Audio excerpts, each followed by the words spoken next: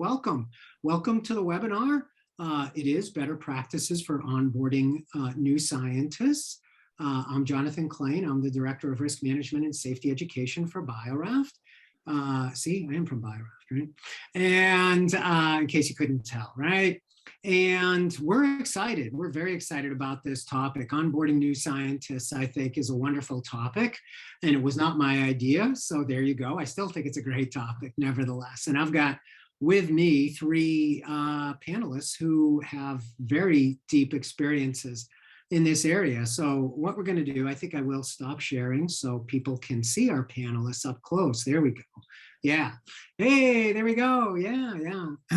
I feel you're in a parade. Wave to all the people along the parade route. Is this how you do the wave, right? The Miss America wave or something like that? I don't know. Yeah, I got to go back to school for something here. So let's have our panelists intro themselves, and I'm just going to go right around. So on my screen, Joan, you are first, please.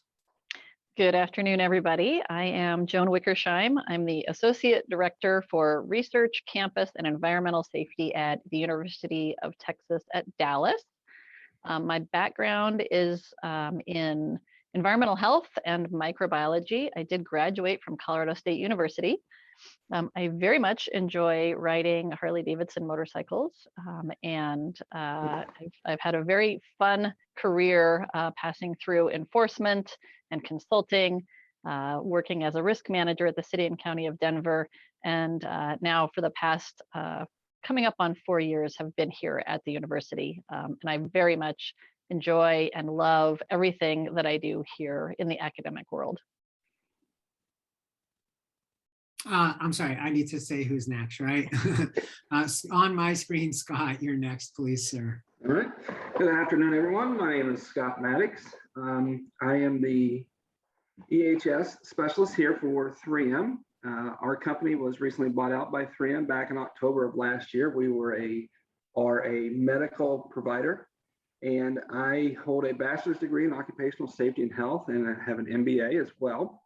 And right now for 3M, I'm part of the training and development team for the entire 3M company, to not only just include what they consider USAC, or United States and Canada, but worldwide. So those sites that have R&D. Within that, there's about 400 different locations that we provide training to, whether it's on the job, competency assurance training, or new hire. And new hire orientation is the most recent one that we've really looked at, so we've got to do a significant better job at. I wished I had a Harley. My wife refuses to allow me to get a motorcycle here in San Antonio. However, I've recently took up as a hobby woodworking, and so I spin a lot of bowls or spindles or ink pens, whatever I can. If I can get it to go round in a circle, regardless of the shape, I do it. And I do it as safely as possible, as I've been in EHS now for over 19 years. Neat. Thank you, Scott. That's really cool. You'll have to send some pictures of some of the stuff you've made. It sounds really cool. Sure. All right. And of course, Veronica, please. Thank you, John. My name is Veronica Thron, and I'm the supervisor of the Lab Safety Review Program here at UC Davis. We conduct about 1,200 inspections. That's about 900 comprehensive laboratory inspections, 200 controlled substances, and about 100 lower level radiation inspections. So we're a large campus. I was an undergrad here, animal science. I loved this campus and never left. So I stayed here the whole time. I worked in vet med on clinics, research, and that's where I started my safety career. Spent 5 years in engineering, and that's how I had an opportunity to meet John when he was here working for the engineering school. Mm-hmm. And then spent the year as a safety officer in School of Medicine before I got hired to come back and supervise the team. So I'm very excited to be here, and thank you, John, again for the invitation to participate. Oh, of course. Oh my goodness. Thank you, all three of you, for doing this. This is really wonderful. And I miss all my friends, of course, in Davis, and it really is a beautiful campus. When I interviewed there I really fell in love with the campus. It really is quite pretty. Yeah. All right. So one quick note for the attendees who probably are aware anyway, the chat is for chatting, and then the Q&A is for questions. And they're just set up differently. The chat, we lose stuff in the scroll all the time. So highs, etc., fun stuff, great. The Q&A, if you got a question, we hope you got questions because we're reserving time for that. Please put them in the Q&A. People get to do thumbs up, thumbs down. I don't really know how many people do a thumbs down vote. I think it's mostly the thumbs up voting, and we get to see them and prepare for them and then answer them, as opposed to the scroll in the chat where it might just disappear. So enter them in anytime, don't worry about it. If we don't get to one during our the things that we've sort of prepared a little bit on, we will be getting to them later on in the hour, and perhaps even a little past the hour. Great. All right, let's jump right into it, folks. So the title's Better Practices.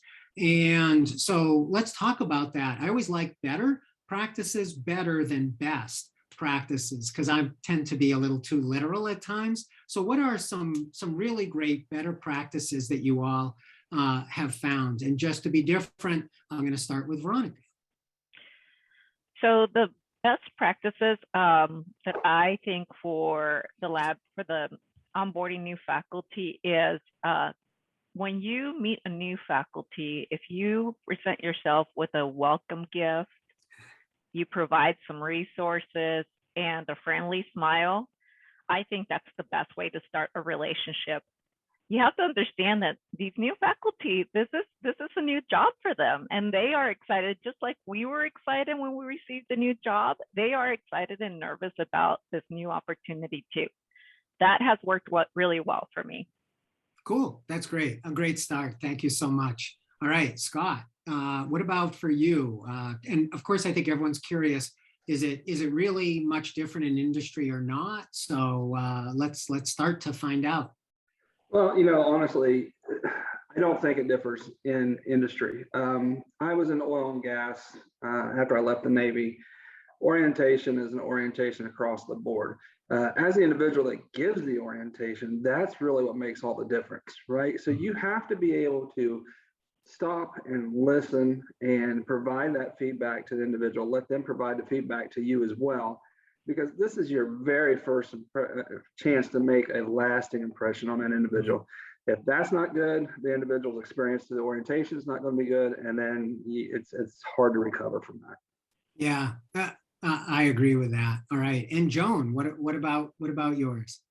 I think that one of the better practices that we do here is that our first touch with our new faculty, whether they are scientists or strictly academics, is actually a survey to engage them in the process, as opposed to just from the very get-go showing up and saying, hey, information dump, here's everything you need to know. We've saved that for a little later. Our first interaction is to engage them actively in the process so that they feel they're collaboratively working with us, as opposed to us just doing things. Yeah, no, absolutely. I ended up onboarding a faculty person at Arizona State. He was desperate to get going. The lab manager who usually did it was out.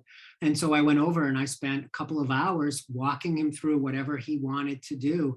And to be honest, it was as Rick says at the end of Casablanca, Louis, this is the start of a wonderful friendship. And it really was. We're still the best of friends to this day. So yeah, I agree. It's really a make or break. Yeah. So let's talk a little bit, give us a thumbnail, if you will, for what your program looks like. You all have perhaps some overlap, but some uniqueness to, what exactly you do. We talked better practices, so maybe just brought it out a little bit, little thumbnail of that. And this time I'll start with Scott, please. Sure. So one of the things we do here for 3M, it all starts with an actual email that comes through from HR that says, hey, this individual's starting, and we get the manager's information from that. And the very first thing that we do is we send out a welcome email, not only to the manager, but to the actual employee as well. Welcome them onto the company. Within that email, there is a we call it our new employee introduction checklist, but it's not necessarily a checklist per se.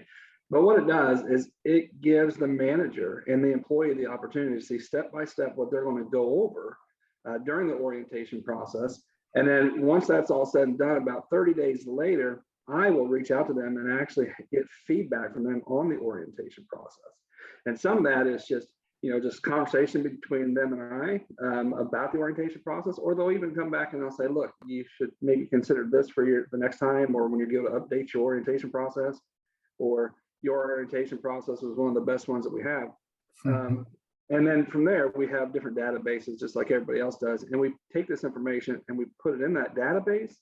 And then it actually gives us the ability to track it and see where we should to make the improvements to the system. So it's pretty robust, but we always, our key here is to get as much feedback as we can from the new employee. I think that's great, right? New set of eyes, such a great opportunity. Joan, what about for you all there at UT Dallas? What's yours look like briefly? So our process actually starts with the provost office twice a year. For those of you who might not remember academics or aren't as familiar or maybe new to the academic world, the provost office, not only do they have supervisory authority, they also have space authority. And here at UT Dallas, space is gold. And so our process actually starts with the provost office. They provide us a new faculty list twice a year at the fall and spring semesters. And then we reach out to all of those faculty members to identify sort of what their basic needs or risks might be so that we can tailor their onboarding process to them. We ask them about things like ergonomic evaluations for their office workspace. We really try to focus outside of just the laboratory setting. So we engage with them, we ask them to provide a survey, and after we get those survey results back, then we dedicate team members on our team to go out and provide some of those services that they might be needing for their onboarding. We have a great advantage here. The Fire and Life Safety Program sits in our group, as well as our occupational hygiene and safety, so ergonomics and indoor air quality. And then, of course, the research and academic safety side for the laboratories, both the teaching labs as well as the research labs. And then finally, our environmental program, our waste management team. So we are involved in the safety processes for the materials and the people, cradle to grave here. So we try to get some input from them, and then we tailor their onboarding services to what they might need. Nice, great, all right. And Veronica, and there's a question there. There's 3 questions already, one for each of you. But Veronica, you're up, and it looks like Paul. So maybe you can work this in, wanted to know what are some of your onboarding gifts that you bring. So maybe just work that into your answer if you would like. Okay. And the other questions, I'll come back to the others in a bit. So we start the outreach begins with me. I send an initial email and it's an email template that I have welcoming them to campus, and then initial resources, links to our website that has the new faculty outreach. And actually, let me put this in the Zoom in case anybody is looking to put together their website.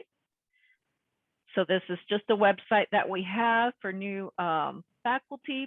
And then I schedule a meeting using Doodle, and then we meet via Zoom. And then after that, I have one requirement. I track all of it's one of the challenges of this new faculty outreach program, especially for such a large campus, is remembering where you're at with each one of the faculty.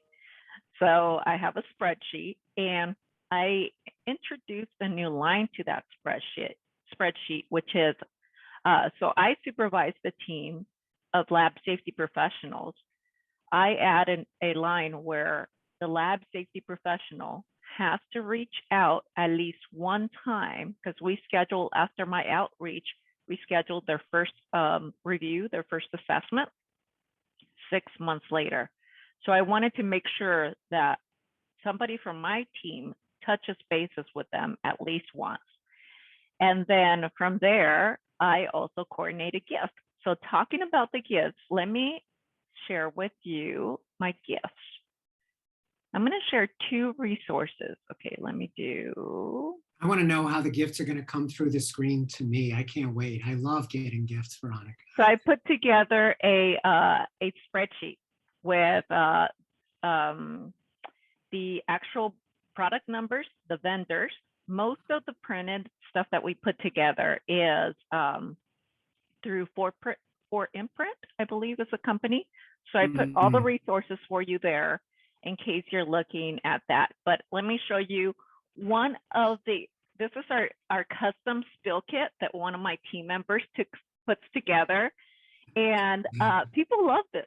And so we also have the spill kit is just a basic spill kit, and we have a first aid kit, just a small first aid kit that I think is also really valuable because more than once I had faculty tell me that their grants did not approve for materials like first aid kits and spill kits. And so now this is one of the requirements for my lab safety review program, and we're providing it for them. So I've provided the list with all the information, and if anybody has any questions about that, feel welcome to ask. Okay, great. Thank you so much. I appreciate the resources that you all share. So Joan, you mentioned that your first thing is with the provost. I can remember back in my days before UC Davis that sometimes we get surprised about PIs just showing up or whatever. Of course, grad students, it's a little bit different, but and there's at least one question from Ron for all of you. Any differences on students and postdocs versus researchers and faculty? And you can divide that up however you want. There's a little bit of terminology sort of stuff. I think of students as researchers and faculty as PIs, but contextualize it however you want. But any thoughts on, for all of you, but I'll start with Joan, on the way we find out and any differences depending upon the people? Our main focus is onboarding the faculty members, but our onboarding process is designed to present the information to them in the way that we are doing almost a train the trainer session. And so we communicate with them that as they're bringing their postdocs or even their undergraduate researchers on, that we expect that they will share this knowledge down. We use BioRaft as our laboratory management system. And so we do orient our faculty, PIs, and even the TAs in our teaching labs are oriented with BioRaft. And so everybody's pretty used to using that system. We also have dedicated safety specialists to each laboratory or learning, experiential learning space. And so when we onboard with the departments, we do a seminar at the beginning of usually fall and sometimes spring semester where we onboard the TAs. That usually hits most of those postdocs and grad students. And so we give them an onboarding presentation as well. And we fit everything in our program into a larger principle, which is the RAMP principle, sort of bouncing off the ACS. But we frame everything into the RAMP principle and are really dedicated to empowering everyone to be the voice of safety. So that's sort of how we approach that. Great, great. And Scott, what about you? What's the process like for you guys at GE? And do you do any different types depending upon their roles like we were talking about and this question is getting at? So there is really, our orientation process for the most part to come into the buildings, into the facilities, if you would, that remains the same across the board. We do not differentiate between somebody that come over from, say, Honeywell or GE or one of the larger organizations. We still give them our particular new hire orientation because our processes are different.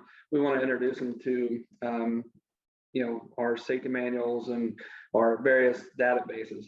One thing that I think that we do differently, and I feel that we do it very well, is dependent on the lab that they go into. So, right, you get a new employee orientation, which is standard. Every company should be given a new employee orientation. But then when we get into the lab side, we also give another, what we call a new employee orientation into the lab.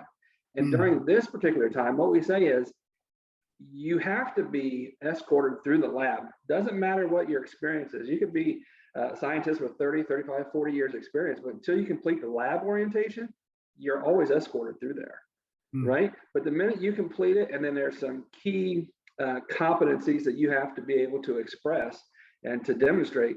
If you can't demonstrate those, again, you're still escorted. But once you demonstrate those and your VP signs off on them, your badge is activated and you have free reign into that lab. Now, let's say you want to go to the one next door. It could have a different orientation process because they have different hazards and things like that in there. Again, they would have to go through that particular orientation process. They had to do all those competencies and demonstrate those. So with our organization, we don't differentiate between what orientation a tech aide should get, or a brand new employee, or a school student. We want them all to have the same general orientation, or the new employee orientation. It's just where it differs is the orientation once they get inside the lab. Cool, great, yeah, neat. And the badging system obviously is a great way to help facilitate restricting access. Yeah. Veronica, what about for you? The same. It's just like Scott said, our actual Office of the President, so the whole UC system has a policy that says before you have unescorted access to the lab, you need to have completed the training. That applies to our faculty too. So they need, after we do, I get them started on some of that work, but yeah, they have to do all of that. Cool. Okay. Well, we've been talking, initially, of course, about, I'll call it, some of the mechanics of it. And so, but let's get into some more of the, how does this flow, the conversation and all. So sort of combining a couple of things. What sort of communication, methods are you using? Speaking, listening, what is it that they're telling you? And maybe along with that, if you're having a bigger conversation, who are the other important stakeholders that you're bringing into your process? And I can't remember who goes first or not anymore. I always do this halfway through. So I'm actually gonna start, I guess, in the middle. For me, that's you, Scott. I figured, no, it's all right. Of course, I don't know. So I'll walk you through the process that we do. Like I said, initially everything starts off with an email from Human Resources saying, hey, we have a brand new employee that is going to be starting. Once that comes in, it'll come into our training department, and there's a couple of us that are working in there, and one out of four of us will pick that up. It's almost on a rotational basis. And what we do is we'll send an email off to that manager, and we'll send an email off to the employee with the information, the new employee orientation checklist. And it really dives in from there as to what the orientation would look like. So it tells them, you got to do X, Y, and Z, and so on and so forth. It introduces them into their division EHS contact, because 3M has a ton of divisions. So we have an EHS contact per division. They meet with their supervisor, they meet with their manager as part of this orientation. And I mean, we, even during the orientation, we go as far as identifying how to enter a mail stop, which is nothing more than, here's my cubicle, and here's the building, here's the floor number. And we actually, within 5 days of the mail stop being in, we actually have our corporate service team go by and actually audit, if you would, the mail stop space and make sure that the name is on the cubicle and all that, and just to kind of introduce themselves, because by that time, if they're going to get mail, they should start receiving it. So like I said earlier, within about 30 days, well, let me back up. During the orientation, there's a spot on there that actually says within 30 to 45 days, you'll be contacted by, and in this instance, it would be my name, to inquire about your orientation process. Well, initially the thought was, are we kind of preempting ourselves, and people will be like, oh, I'm not available, right? So I know Scott's going to call me or what have you, so I won't be available. But that's just honestly the opposite. So we send out an email notification to schedule the event. We then follow up. We send out another email notification to their supervisor as well, letting them know. And this probably is overkill, but we have 95% post-orientation interview. And then we schedule a meeting Teams, all virtual, because there's no way I can go from San Antonio up to 3M Center and all over the U.S. And then when we get them into the meeting, it is their meeting. We let them know that it is their meeting, that they're running it. I'm just really there. Most of what you're doing is facilitating the meeting, asking a couple questions, and I just allow them to speak and let us know what we need to do differently and what we're doing better or even worse than previous organizations. And then from that, like I said, we entered into a database, but the training team that meets regarding the training and the orientation, we meet every day, first thing in the morning, and it's not just for orientation, but it's for training as well. And we actually discuss these things. So we try on a weekly basis to reach out and contact at least 12 to 18 people that have started within 30 days and begin this orientation follow-up. And then again, once that's done, we then reach out to the management team as well and say, hey, what worked to do higher in orientation, what didn't work, and see what we can do there. Cool, great. Okay. And Joan, what about for you for communication styles and what you found in any other stakeholders? Oh, Scott dropped off, so hopefully he'll be back. Goodness. Yeah, technology is great until it isn't, but at least he got to answer that. I'm sure he'll be back. Joan, go ahead. In regards to stakeholders, we partner with the Provost Office, as I mentioned, which has turned out to be one of our very best stakeholders to bring in at the front end of the process. It's a great proactive opportunity to identify space that the researchers have been assigned, answer questions about what space is theirs, what space isn't theirs. We have conversations about shared spaces and what the expectations are there. Universities struggle a lot with managing shared spaces.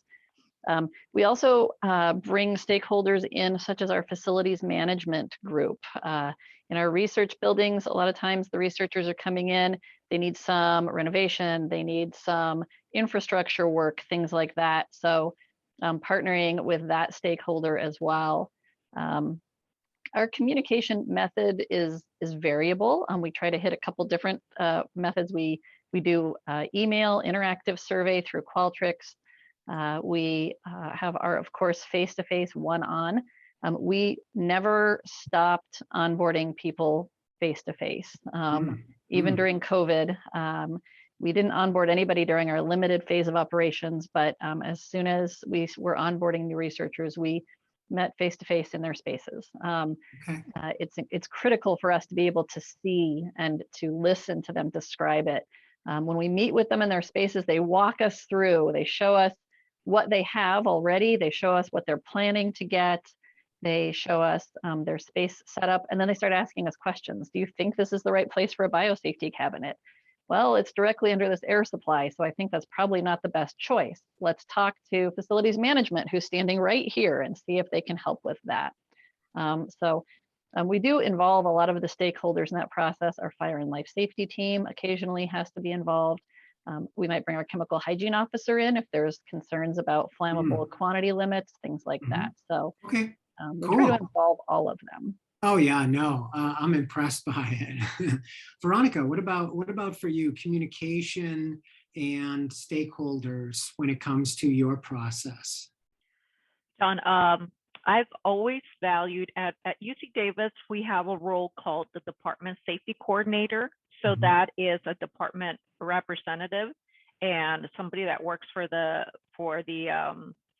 department. And there's actually Department Safety Coordinator roles. So they're involved in developing their department safety program.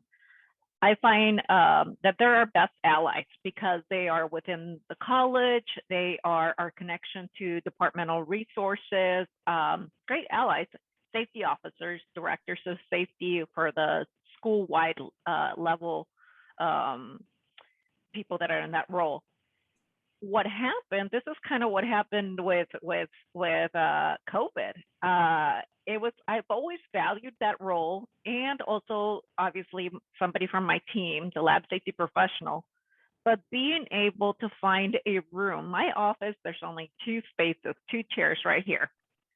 So the more people that would come to these meetings, the more I had to schedule and find a place. In the past, when this program first started, Becky Grunwald with UC Davis, she started this program, so she would visit the faculty on site. And many times we found that the faculty were so new that they didn't even have chairs in their office. So just those little things in logistics. But with COVID, we decided to move this through Zoom. And now, at the same time, I started using doodle polls to schedule the inspections. So I started using Doodle to schedule the outreach. And now, because of Zoom, I was not limited to how many people. With Zoom and with Doodle, I was no longer limited at who can attend. So now, since COVID started, now I invite the lab manager if they're available, but really it's mainly the faculty. Because many of the faculty are so new, they haven't hired a lab manager, or they have not. Their students are not onboarded. So it's the PI, most likely, somebody from my team, the lab safety professional, the assigned safety professional. I like to say also our assigned lab safety professionals, they're embedded at UC Davis, meaning they're housed within the college. So the lab safety professional, department safety coordinator, or safety officer. And really the intent of my part of the new faculty outreach is just to get to know the faculty. And I have a list that I'll also share of the questions, like it's just a little prompt for me to ask questions. And so that's what we do. And that's actually worked out so much better. One of the catches there was the faculty, the gift we would normally, when we would meet with the faculty in their office, that we would give them the gift at that time. So now there's an extra step because I have to find time to either deliver the gift myself or deliver it with one of the lab safety professionals. So that's kind of what this new technology has made it a lot easier for me. Nice. And Doodle poll, there's the typical free version, and then you can always pay for the professional version with a lot more bells and whistles to it. Scott, so glad you could make it back. Technology again, it's great till it's not, right?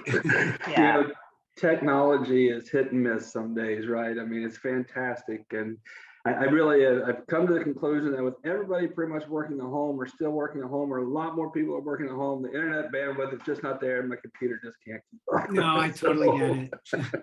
No worries. Thank you so much for rejoining us. All right. So, so we'll probably have time for 2, maybe 3 more, and then we'll move to the Q&A. So what about and I guess I'll start with Joan this time, any perspective taking that you can help us with? What's it like? What do you find that the new scientists, PIs, researchers really want or expect? Maybe they came from another company or institution like all 3 of you have talked about, maybe not. Be very curious what their perspectives are. Maybe you could just share a couple of examples with us or whatever works for yours. Joan? That's really a great question.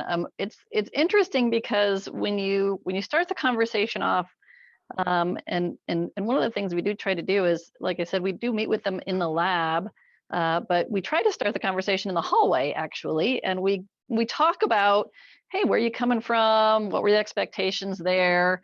And we get an awful lot of feedback, all the way from, it was pretty haphazard to, man, they had so many rules that we just couldn't successfully complete our research in the timeframes we were hoping to do it. So we listen for those at the very beginning. And then as we are walking through the lab, we kind of try to take cues from them. I've heard things from researchers like being very grateful for the facilities involvement on the front end, because they show up at a place and it never looks like where they came from. And so, they're like, they have this vision of what their lab's going to look like when they get here, and it doesn't meet their expectation when they walk in. And so having the facilities folks there and the project managers meet with them early really helps them to achieve that vision. We have one researcher who arrived with some very high-tech equipment, needed a lot of vibration sensitive tables, and got here. And then the space that researcher was assigned was right adjacent to where we have planned a helium recovery plant with quite a bit of vibration producing equipment. That meant retrofitting the entire lab space with sound and vibration reducing padding. We were not ready for that. The researcher was not ready for that.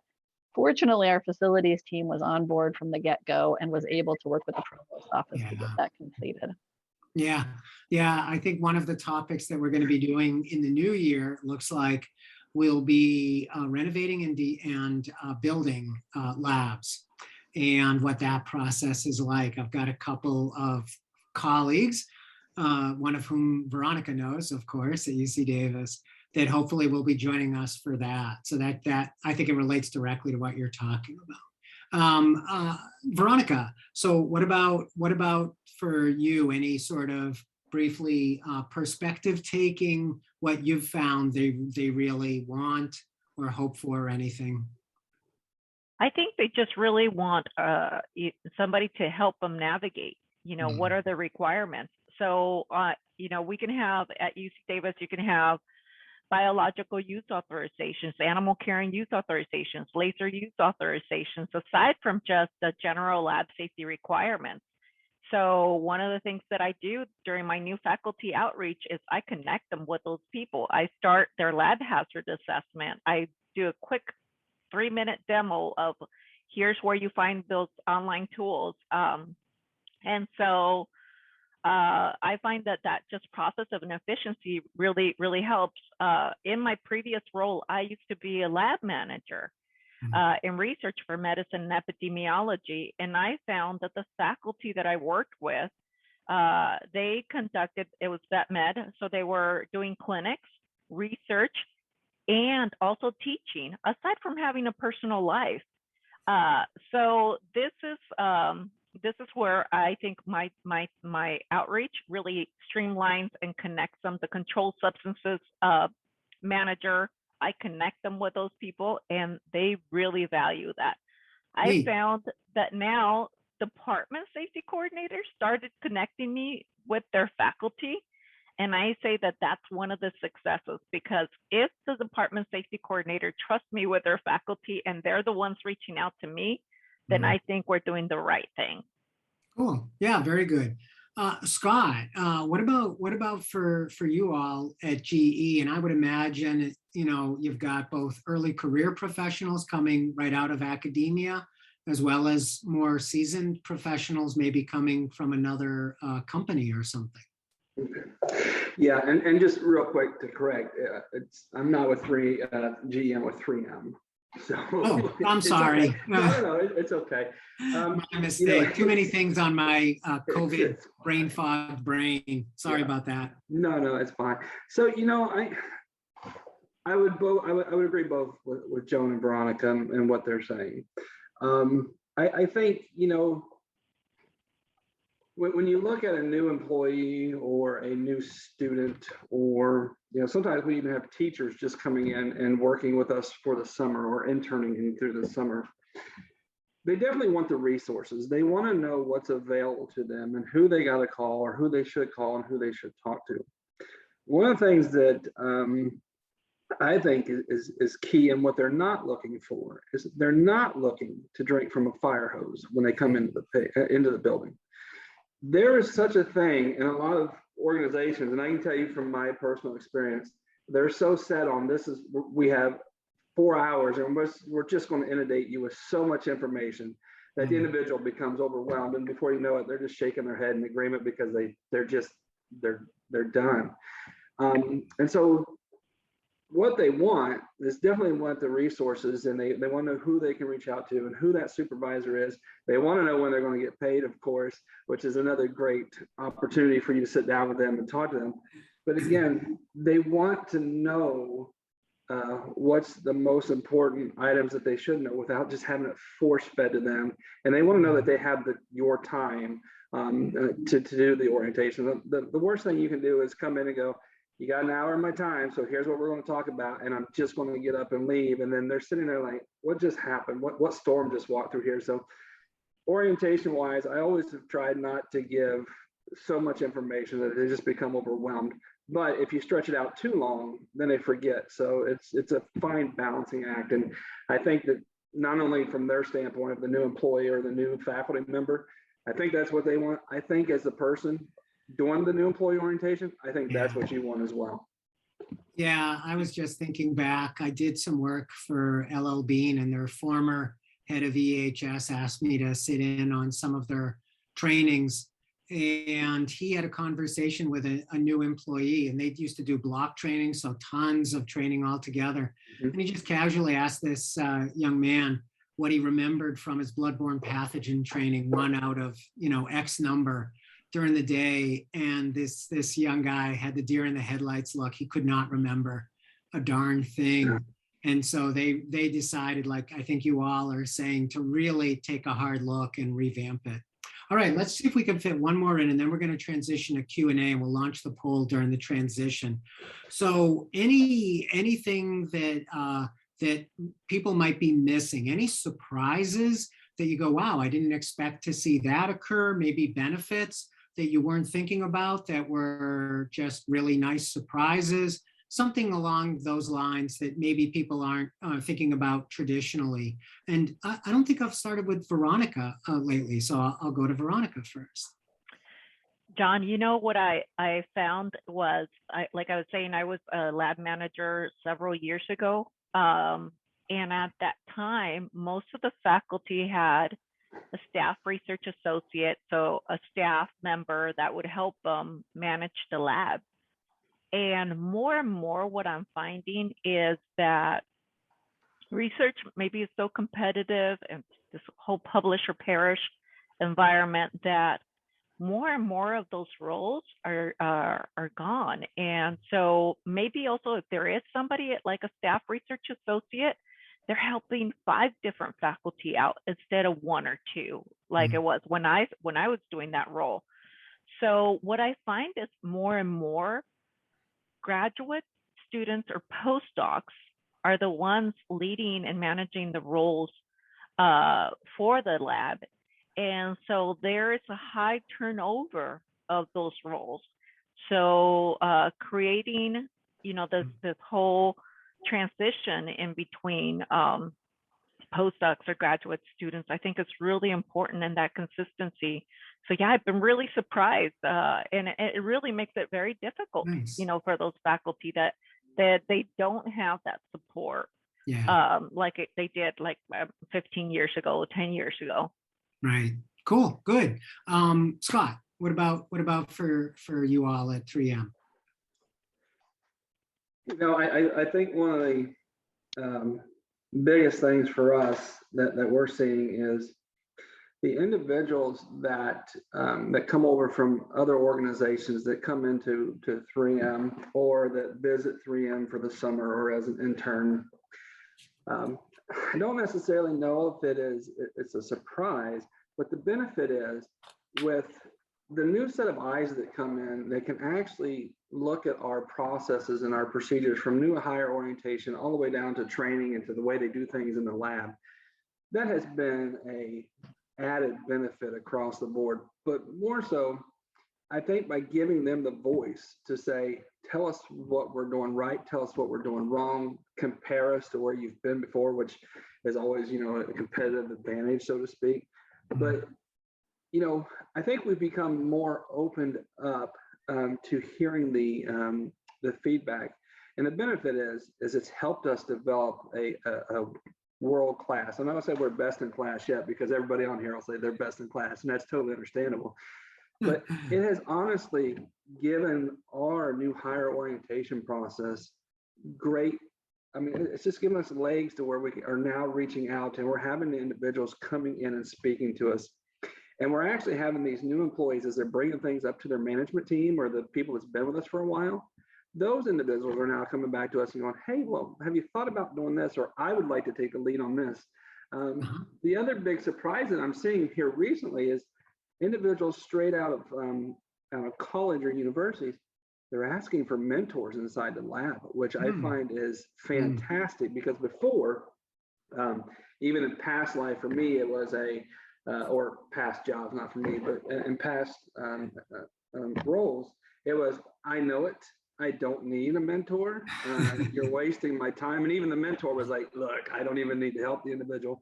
But now the individual's asking for a mentor, and we have people stepping up to be that mentor. And that is a huge change. And I do really think that starts from the first point of contact of, hey, John, you're a new employee, welcome to 3M, down to how do we handle it, the way that we just handle our business overall. So that is a huge benefit for us. Yeah, that's great. Yeah, thanks. I feel like I'm ready to onboard.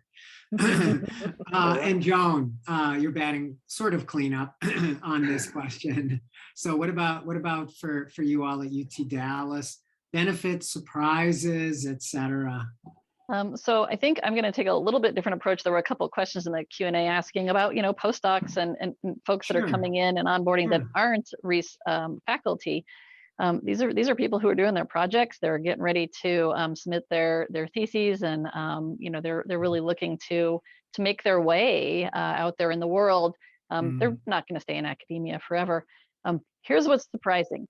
For many years, I have been saying that we really, in the research world, we need to start getting all of their publications to have the safety component to it. We need to start thinking about that.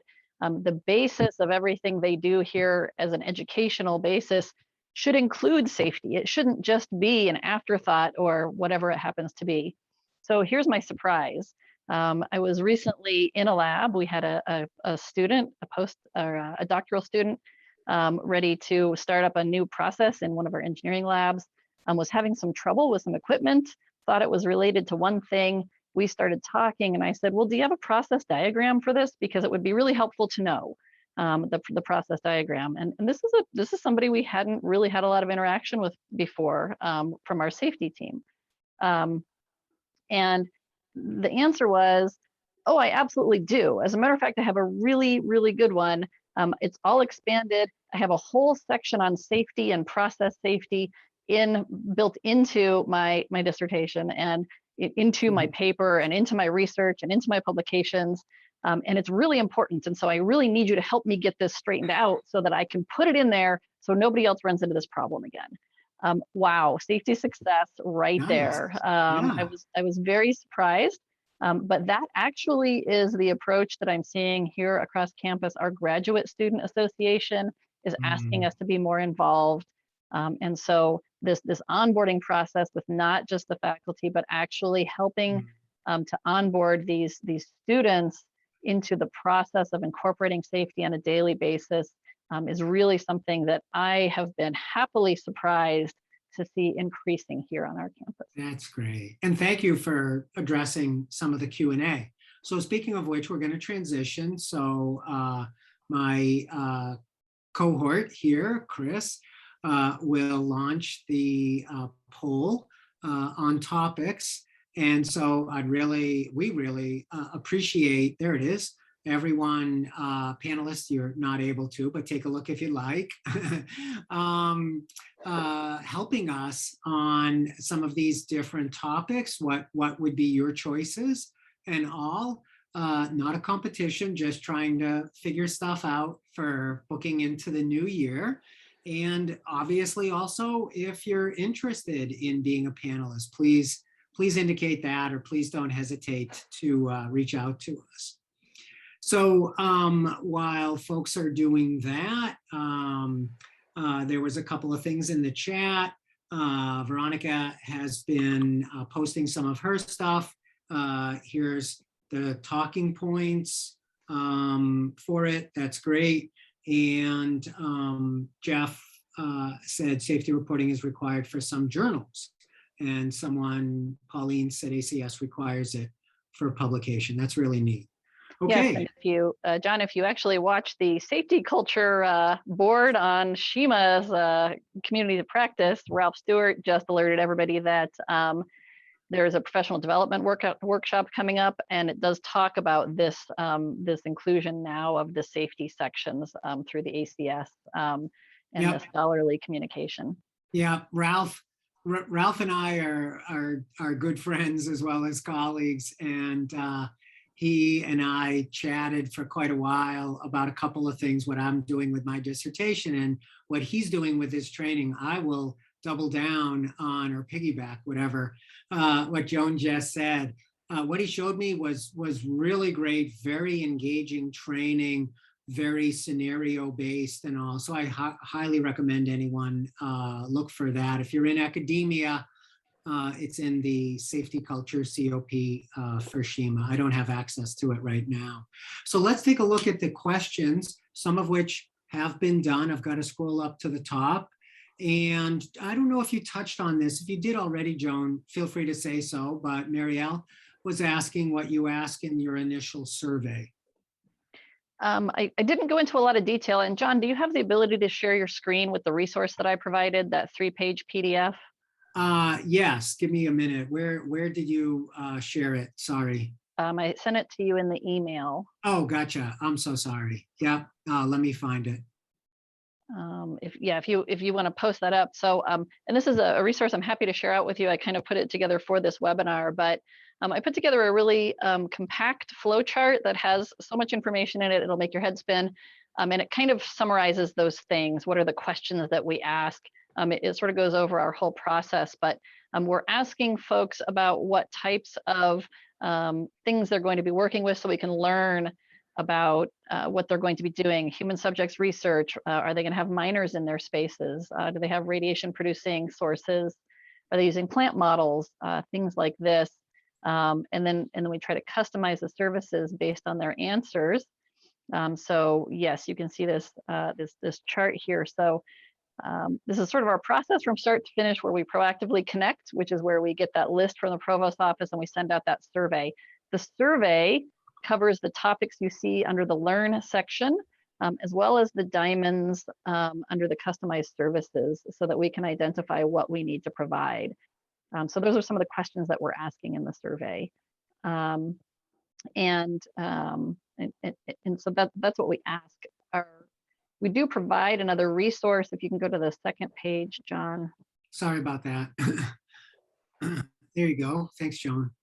We do provide a very lengthy resource, and to Scott's point earlier, that yes, it's overwhelming, right? We do a 1 hour, really a 1 hour onboarding, and then our safety specialists spend numerous hours with our customers going through the specifics in their lab. And I would say that all told, they probably spend 40 hours over the first month that our researchers are here in their labs, helping them to get all set up with BioRaft and our management systems. And then John, if you can scroll to the third page, please.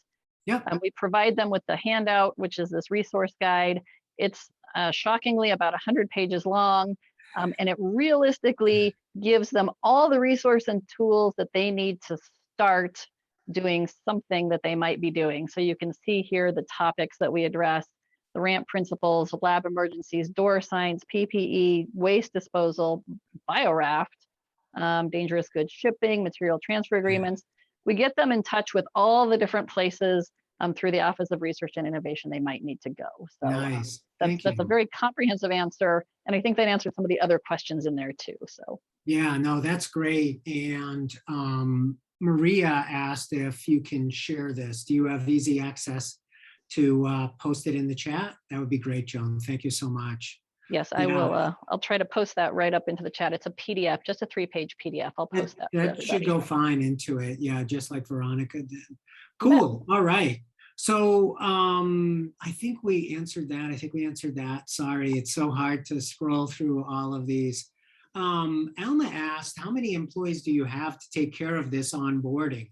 Is it just you? Do you have others? Maybe you mentioned it, but maybe you could just each quickly indicate how that works for you. And I'll start with Veronica. I do all the initial outreach. So visits, that's about, I do about 50 new faculty in person, 40 to 50 new faculty outreach a year, all in person. And but then I get help with the other people that I connect them. Somebody from my team or biosafety or radiation, whoever I connect them with. Okay. And Scott, what about you? Could you repeat the question? Yeah, sure. Is it just you doing the onboarding for everyone there when it comes to safety stuff, or do you end up working with maybe someone in HR, et cetera? Just a brief snapshot, if you would. Yeah. So thank you for no worries, man. So yeah, there's actually two different processes, right? So we have the HR process, which that is they go over all the benefits or things like that. So they're actually separate from what we do in the labs. Inside the R&D training group, if you would, there's 4 of us, like I was mentioning earlier. And, if, for instance, the 3, you, Joan, and Veronica were to come on board, even if you came on board the same day, you may have a different individual than what Joan or Veronica would. And what that does, that allows us to really concentrate on that orientation process just for that one individual. Realistically, that can't happen for everybody, but the way that we have the process, we sit down and talk with them on the EHS side, and then we release them to the lab. Now, once they go in the lab, if the 3 of you are in the same lab, you may duplicate your supervisor, of course, that would do the lab type orientation. But from the EHS standpoint, it's handled by one particular individual. The other thing that we have, much to what Joan was showing, is we use, similar to a survey, but we call it our hazard identification list for training that actually the individual gets on the very, very first day. And they sit down with their supervisor and they say, yep, I'm going to be doing overhead hoist, or I'm working with this chemical, or I'm working with that chemical. And once they fill this out, sends it back into us, and the courses automatically get assigned. And so that's all part, and we call that the new employee combo training, if you would. So they have a new employee orientation, which we go over, and then we start them right off into the new employee combo or the new employee training. Okay, cool. And Joan, what about for you? Pretty much just you, or do you have some other cohorts? So myself and the program senior director, we do the initial reach out to our customers so that they can understand that we value at a high level their engagement. So I think it's important that we do that initial outreach. The onboarding meeting is usually conducted with one of our safety specialist team, and we have 6 safety specialists, and then also joined by a chemical hygiene officer or biosafety officer, radiation safety officer, whatever it happens to be, a member of the waste team. And so all told in our group, we have 15 safety professionals that could be part of that, depending on the specialization that's needed. And then, of course, we've got the larger stakeholder group that joins in the facilities management team and others that support us. Okay, cool. Well, we've hit the hour, but we have a couple of things, and we're trying to get things posted to everyone. You know how it is in the chat. We post stuff all the time, click, and we don't look at who it's going out to. So a lot of stuff goes to just us, and we think it went to everyone. So we're trying to get those stuff reposted in the chat for everyone, right? Choose everyone from the drop down. So let's see. There is one question here, and I'm not sure what the original question was, but Patrick said Mary is on to something. Offboarding is an incredibly common and often ignored issue in the university and other settings, I have found. And so maybe just a brief on that. If you're able to stick with us for a few more minutes, we often go till about 1/4 or so just to try to clean up these extra questions. We really, really, really appreciate it. So Joan, you were nodding. So I'll start with, I don't think I've started with you in a while. So this is a good opportunity. So offboarding, let's talk about that. What do you think? Thank you. Yeah, we when I first started here, we didn't have a formal process for that, and it was a disaster. Everybody just left, so we actually did formalize that process a little bit. We engage with the department heads who have to be included in it. The researchers have a formal process that they go through with us to get their lab essentially closed out. And we additionally have some equipment decontamination procedures that they go through, so they're not leaving mysterious things behind that we don't know about. And finally, we most recently have developed a lab member checkout list so that the students will be able to actually close out their research activities, or even in the teaching labs, the TAs have to do this so that they can safely vacate that space when they're finished with their semester's work there. So we have a checklist for the PIs and the departments to use, that when a student is leaving a lab, there's a checklist for them to follow so they can safely do that. Nice, great. Scott, what about for you guys there at 3M? Any offboarding process for safety that you guys do, that you do? Honestly, no, but I sure wish we did. Because there's so much to gain from both an employee that starts and an employee that leaves, right? Because they're leaving because something happened, or they're leaving for something else. I mean, irregardless, we know that they're leaving. And I can tell you from previous experience, the offboarding process can be seen both positive and negatively.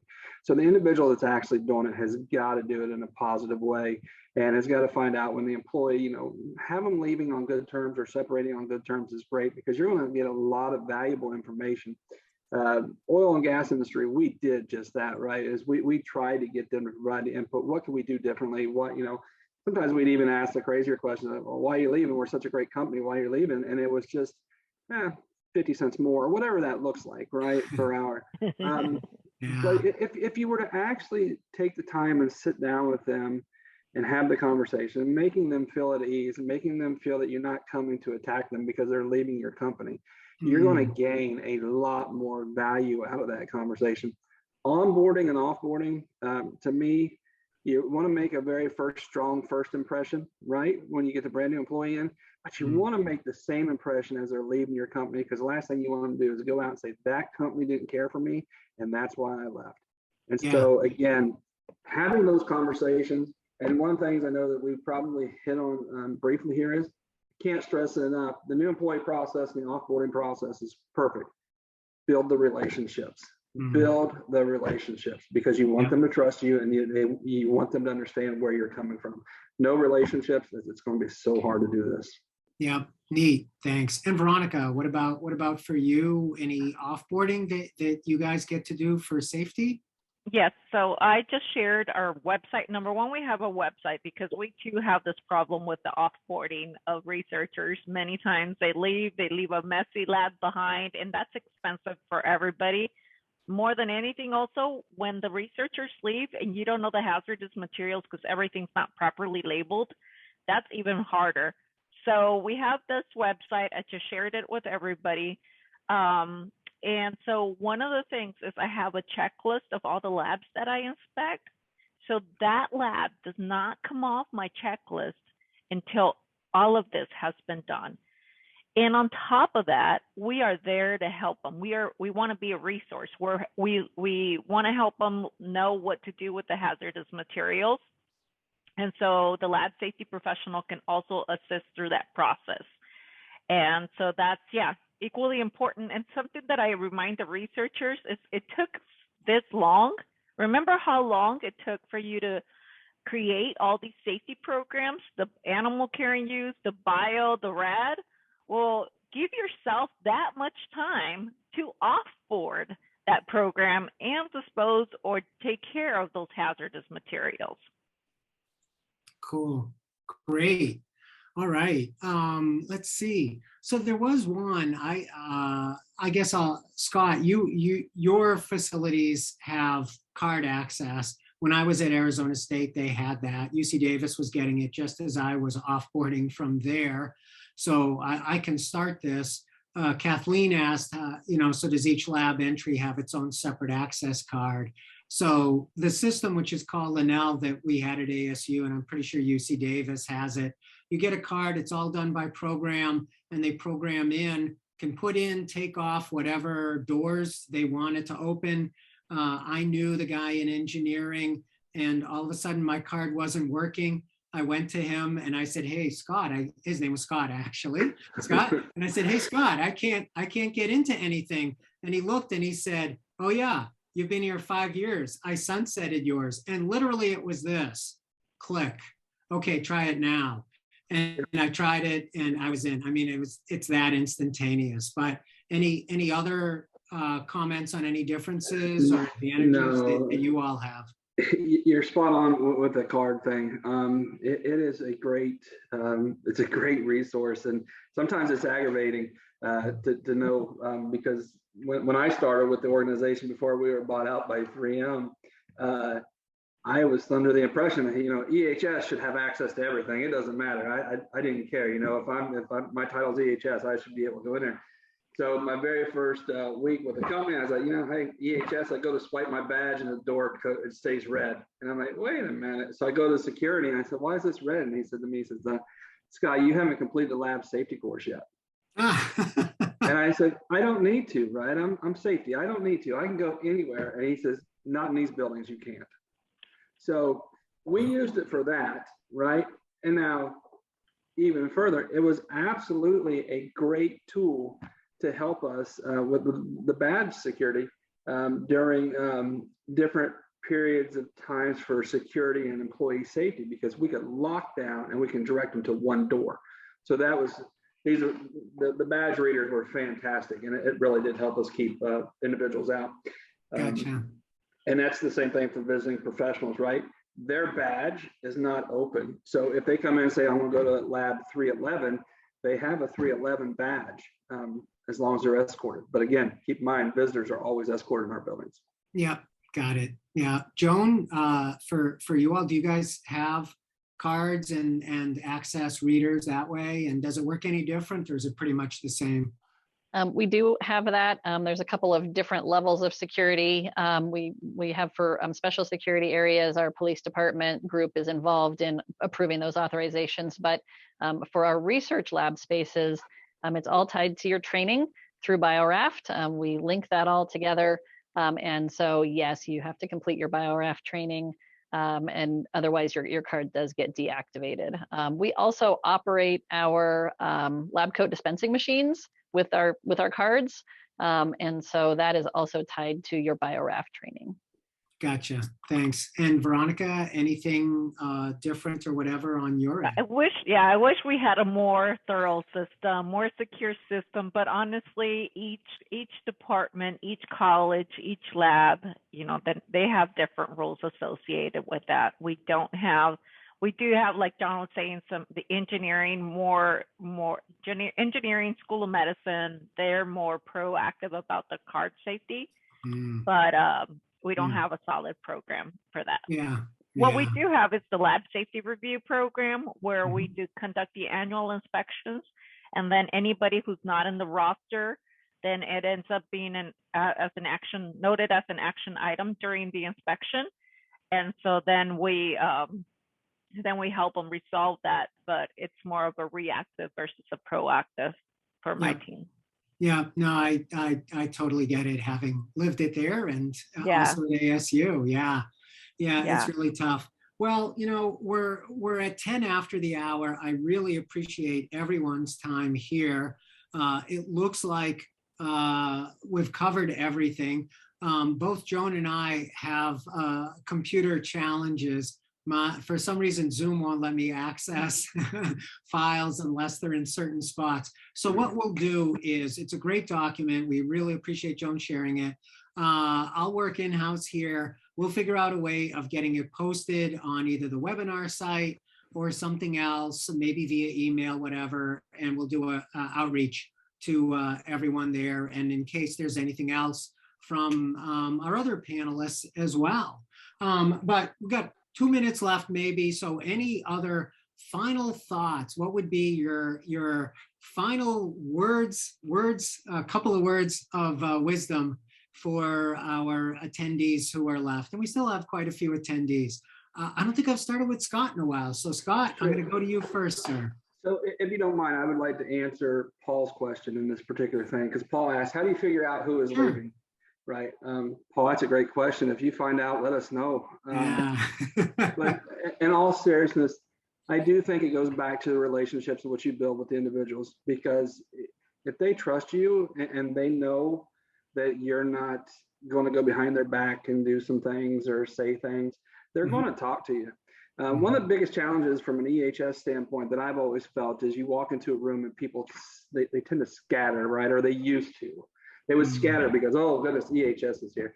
Again, relationships. And a lot of times you can see those that are going to leave on good terms, they'll talk to you. But those that are just going to abruptly leave, I don't think you ever know when they're going to leave. Wisdom, for me to the panel, I know I've said it, or to the group, and I said it a lot, and I'm a firm believer of it. Everything that we talked about today is not possible unless you have the relationships. I mean, it honestly is not, and that's probably everybody's like relationships here and there, but you can't. You just can't do it. From the new employee process to teaching to learning to everything that Joan and Veronica has talked about and the questions that come through.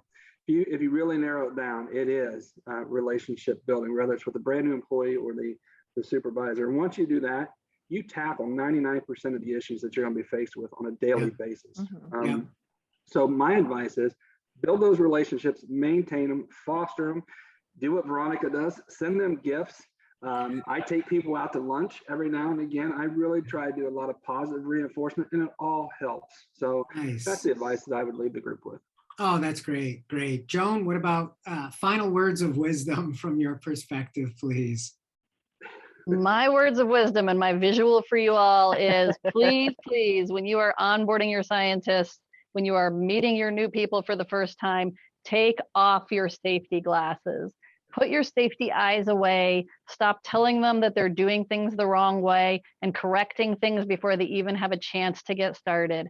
Just have a conversation, provide them with some resources, put your safety eyes and your safety glasses away for just a few minutes.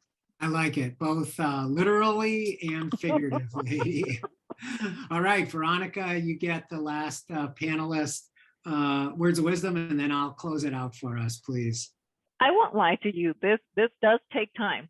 It is a time-consuming process for, like I said, tracking which ones you reached out to, what you've done, follow-up emails, scheduling. It's a lot of time, but it's time well invested.